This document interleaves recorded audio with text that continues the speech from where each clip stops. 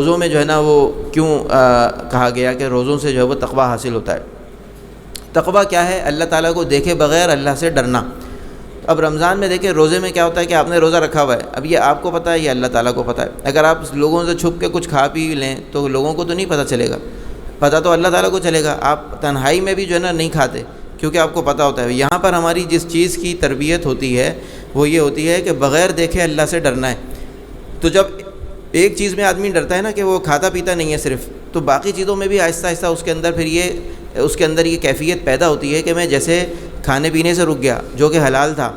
تو جو حرام کام ہے اس سے تو میں سب سے پہلے رک جاؤں۔ یعنی اللہ تعالیٰ نے کھانا پینا عام دنوں میں حلال کیا ہوا ہے، لیکن روزے کی حالت میں حرام ہے۔ اب روزے کی حالت میں آپ نہیں، وہی چیزیں جو دن میں جو آپ کے افطاری کے وقت میں حلال ہو جائیں گی، ابھی سحری سے لے کر افطاری تک حرام ہے،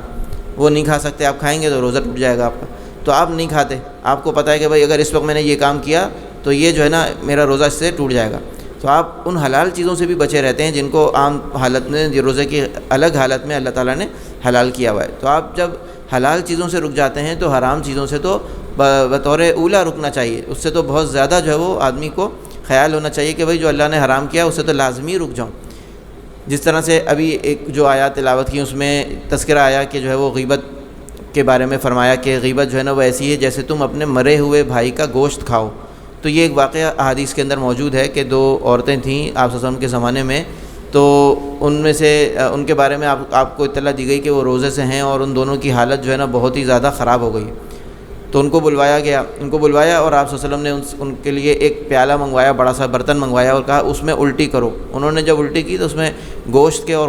خون جو ہے نا وہ نکلا، گوشت کے لوتھڑے نکلے اور خون کے لوتھڑے نکلے۔ تو پتہ چلا کہ بھائی یہ جو ہے نا آپس میں بیٹھ کر کسی اور کی غیبت کر رہی تھیں روزے کی حالت میں۔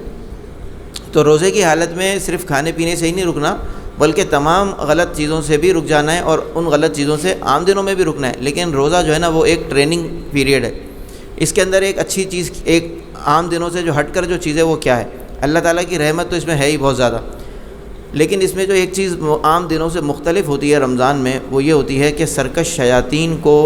قید کر دیا جاتا ہے۔ تو وہ شیاطین جو انسان کو روکتے ہیں، باقاعدہ روکتے ہیں انسان کو نیکی کے کاموں سے، وہ بند ہو جاتے ہیں۔ اس کا نتیجہ آپ دیکھتے ہیں کہ فجر کی نماز جو آج ہوئی ہے صبح، جس میں ہماری جمعے جیسی حاضری تھی مسجد میں، کہ جو عام دنوں میں فجر میں ایک صف بنتی ہے، تو رمضان کی پہلی جو کم از کم ہوتی ہے نا، تو اس میں کیا ہوتا ہے کہ اس میں پوری مسجد بھری ہوئی ہوتی ہے۔ وہ کیا وجہ ہوتی ہے؟ وہ سارے لوگ جو کہ شیطان کے وسوسوں کا شکار تھے اور اس کے روکنے کی وجہ سے مسجد میں آنے سے رکے ہوئے تھے، وہ ان کے اوپر سے ساری پابندیاں ہٹ گئیں، ساری رکاوٹیں ختم ہو گئیں، اور اس کا اثر ہمیں نظر آتا ہے فوراً۔ تو رمضان ایک ایسا بونس ٹائم ہوتا ہے جو اللہ تعالیٰ نے ہمیں دیا ہے، کہ اللہ تعالیٰ کے بھی علم میں ہے کہ شیطان سے جو نا یہ انسان بچ نہیں سکتا۔ اور اللہ تعالیٰ نے قرآن میں فرمایا بھی وَخُلِقَ الْإِنسَانُ ضَعِيفًا، ہم نے انسان کو کمزور پیدا کیا ہے، اور شیطان کو بھی اللہ تعالیٰ نے کھلی چھوٹ دی ہے کہ تم ان کے اوپر جو ہے وہ، شیطان نے چیلنج دیا تھا نا، یہ تو آپ سب کے علم میں ہے نا کہ شیطان نے اللہ تعالیٰ کو چیلنج دیا تھا۔ جب اللہ تعالیٰ نے آدم علیہ السلام کی وجہ سے شیطان کو جنت سے نکالا تو اس نے چیلنج دیا کہ میں اس آدم کو اور اس کی ساری اولاد کو جہنم میں اپنے ساتھ لے جاؤں گا۔ تو اللہ تعالیٰ نے فرمایا کہ جو تیری پیروی کرے گا تو تجھ سمیت ان سب سے میں جہنم کو بھر دوں گا۔ یعنی اللہ تعالیٰ کو اس بات کی کوئی پرواہ نہیں ہے کہ انسان اگر سارے جہنم میں جائیں گے تو اس سے اللہ تعالیٰ کی شان میں کوئی فرق نہیں آتا، وہ جائیں بے شک، وہ سب اللہ کی مخلوق ہیں، شیطان بھی اللہ کی مخلوق ہے۔ لیکن اگر وہ ایسا کریں گے، کیونکہ اللہ تعالیٰ نے شیطان کو بھی تو کسی مصلحت کے تحت یہ اجازت دی ہے نا کہ وہ، کیونکہ آزمائش جو ہونی ہے دنیا کے اندر ہماری، تو اس کے لیے شیطان کی موجودگی بہت ضروری ہے۔ اگر شیطان ہمیں بہکانے کے لیے نہیں ہوتا تو پھر کیا ہوتا؟ پھر کوئی امتحان ہی نہیں ہوتا۔ شیطان کو اللہ تعالیٰ نے ایک ڈیوٹی دی ہے، یہ اس کا کام ہے کہ وہ کیا کرے، وہ ہمیں بہکائے، اور اس کو اللہ تعالیٰ نے پورا اختیار بھی دیا ہے، لیکن اس کا اختیار صرف بہکانے تک ہے، اس کے بعد فیصلہ ہمارے ہاتھ میں ہے۔ یہ نہیں ہے کہ وہ زبردستی ہمیں پکڑ کے جو ہے نا وہ کسی غلط کام کے لیے لے جائے گا، یا زبردستی جو ہے نا وہ ہم سے کوئی گناہ کروا دے گا۔ اس کے پاس قوت کچھ بھی نہیں ہے کہ وہ آپ کو اپنی جگہ سے ہلا بھی سکے، لیکن وہ صرف ہمارے دلوں میں وسوسے ڈال سکتا ہے، وہ صرف ہمیں بہکا سکتا ہے، وہ ہمیں صرف ترغیب دے سکتا ہے کہ بھئی یہ دیکھ لو، یہ غلط چیز دیکھ لو، یہ غلط کام کر لو، یا جو ہے نا یہ غلط طریقے سے مال جو ہے نا وہ حاصل کر لو، یا چوری کر لو، یا جو ہے نا ڈاکہ ڈال دو، یا قتل کر دو۔ جو بھی برائیاں ہیں، جتنے بھی گناہ ہیں، شیطان کا کام ہے صرف انسان کو بہکانا، اور یہی وہ آخر میں کہے گا بھی۔ یعنی جب قیامت کے دن انسان جب حاضر ہوگا، ہر انسان کے ساتھ ایک شیطان لگا ہوا ہے جس کو قرین کہتے ہیں، ایک جن ہے جو کہ ہر انسان کے ساتھ ہے۔ پیدائش کے ساتھ اس کے ساتھ ہے، اس کا کام ہے انسان کو بہکانا، اور جو ہے نا فرشتے بھی ہیں ساتھ میں جو اس کی حفاظت کرتے ہیں۔ اور وہ قرین جو ہے نا وہ کہے گا کہ جو ہے نا میں نے تو اس کو، یہ سورہ قاف کے اندر جو ہے وہ یہ پورا تذکرہ موجود ہے، دونوں کا مکالمہ موجود ہے کہ یہ جو قرین ہے نا وہ کہے گا کہ بھئی میں نے تو صرف اس کو بہکایا تھا، میرا کوئی اس پہ زور تھوڑی تھا، یہ تو اس نے خود اپنی مرضی سے کیا جو بھی گناہ کیے، میرا کام صرف بہکانا تھا۔ تو شیطان کو اللہ نے یہ بہکانے کی اجازت دی ہے، وہ بہکائے گا۔ اور ہمیں جو ہے نا اس کے مقابلے میں کیا طاقت دی ہے، ہمیں اس کے مقابلے میں اللہ تعالیٰ نے دین دیا ہے اپنا، پورا نبی بھیجے ہیں، انبیاء بھیجے ہیں، پوری بات کھول کے بتا دی ہے، یہ بھی بتا دیا کہ بھئی شیطان کو اجازت دی ہوئی ہے اس سے ہوشیار رہنا، وہ اس کے بارے میں بتا دیا ہے کہ وہ تمہارا کھلا دشمن ہے۔ کیا ہے؟ ان الشیطان عدو مبین، عدو کیا ہے وہ سورہ یاسین کی جو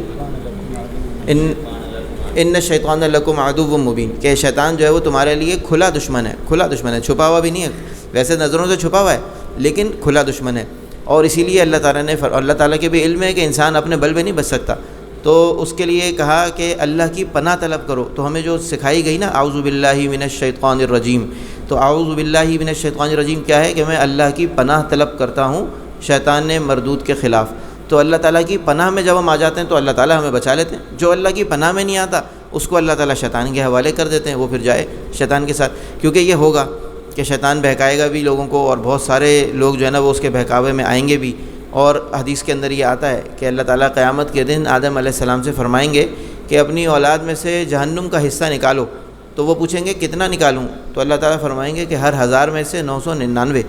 تو یہ سن کر جو ہے وہ صحابہ کرام رونے لگ گئے کہ جو ہے نا یعنی کہ یہ تو پھر ہم میں سے تو کوئی بچے گا ہی نہیں، 1000 میں سے 999 جہنم میں جائیں گے۔ تو پھر اللہ تعالیٰ آپ صلی اللہ علیہ وسلم نے فرمایا کہ نہیں، دیکھو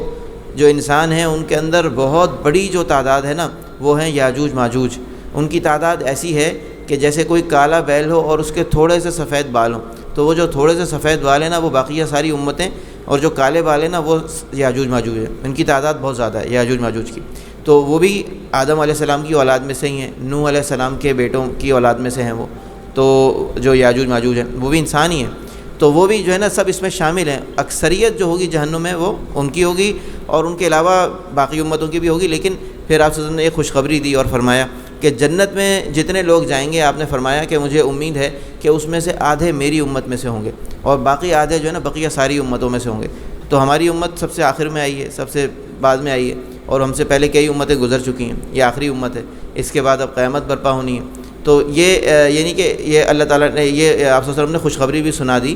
اور اس کے علاوہ پھر آپ صلی اللہ علیہ وسلم نے ایک اور موقع پہ فرمایا کہ میری امت میں سے 70,000 لوگ جو ہیں وہ بغیر حساب کتاب کے جنت میں داخل کیے جائیں گے۔ تو اس وقت ایک صحابی جو ہے نا وہ فوراً کھڑے ہوئے، ان کا نام تھا ابو کاشا، تو انہوں نے پوچھا کہ یا رسول اللہ صلی اللہ علیہ وسلم کیا میں بھی ان میں شامل ہوں؟ تو آپ نے فرمایا کہ ہاں تم بھی۔ پھر ایک اور کھڑے ہوئے تو آپ نے کہا کہ نہیں، اب تم نے دیر کر دی۔ یعنی وہ کوئی لمحہ تھا ایسا جس میں کہ جو ہے وہ ان کی وہ ایک قبولیت کا ایک لمحہ تھا کہ جس نے اس پہ فوراً، صحابہ جو تھے نا وہ اس کے حریص ہوتے تھے، یعنی اس بات کے وہ بڑے ہی مشتاق ہوتے تھے،